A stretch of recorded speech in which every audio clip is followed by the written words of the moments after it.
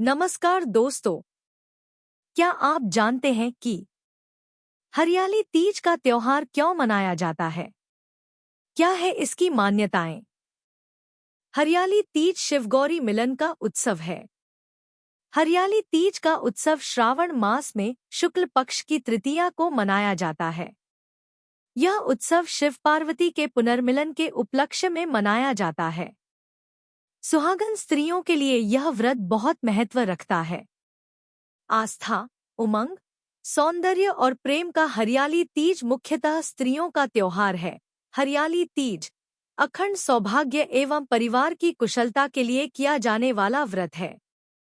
शास्त्रों के अनुसार भगवान शिव और देवी पार्वती ने इस तिथि को सुहागन स्त्रियों के लिए सौभाग्य का दिन होने का वरदान दिया है। ऐसी मान्यता है कि इस दिन जो सुहागन स्त्रियां 16 श्रृंगार करके भगवान शिव और देवी पार्वती की पूजा करती हैं, उनको सुख सौभाग्य की प्राप्ति होती है।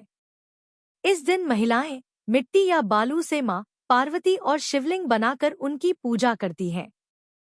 पूजन में सुहाग की सभी सामग्री को एकत्रित कर थाली में सजाकर माता पार्वती से मन ही मन अखंड सौभाग्य की कामना करते हुए अर्पित करती हैं। वह तीज माता की कथा सुनती हैं। इस दिन महिलाएं अपने हाथों कलाइयों श्रावणी तीज प्रकृति के रंग में रचापसा त्योहार है और पैरों आदि पर विभिन्न कलात्मक रीति से मेहंदी रचाती है। श्रावणी तीज प्रकृति के रंग में रचापसा त्योहार है।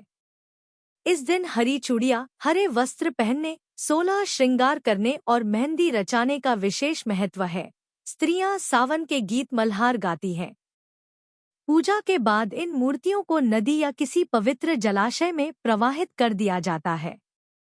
इसके साथ साथ वृक्षों, हरी भरी फसलों, वरुण देव तथा पशु पक्षियों को भी आज के दिन पूजने की परंपरा है।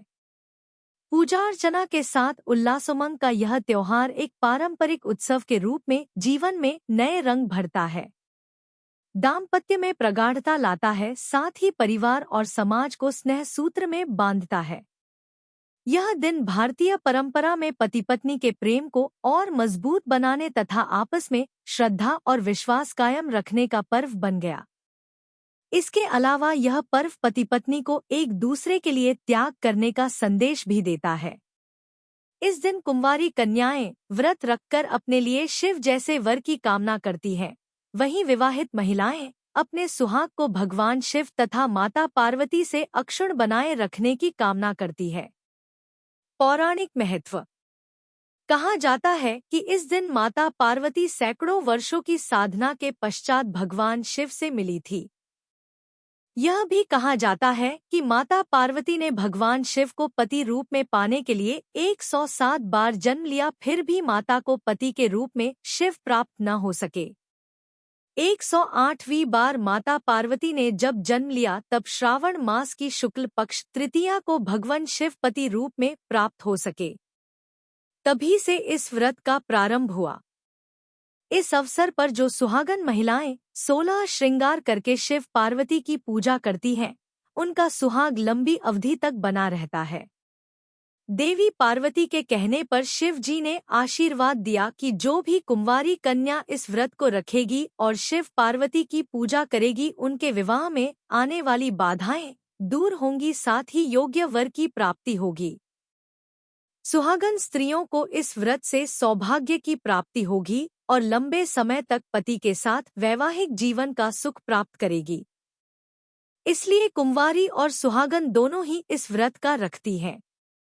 हरियाली तीज के विशेष पकवान। हरियाली तीज के अवसर से पहले बहुत से मिष्ठान और पकवान बनाए जाते हैं, जो विवाहित पुत्री के घर सिंधारे के रूप में दिए जाते हैं। यह पकवान फिर पूरे श्रावण माह में खाए जाते हैं। तीज पर विशेष रूप से पकवान भगवान शिव पार्वती को भोग में चढ़ाए जाते हैं। भगवान शिव को प्रिय खीर और मालपुए बनाए जाते हैं।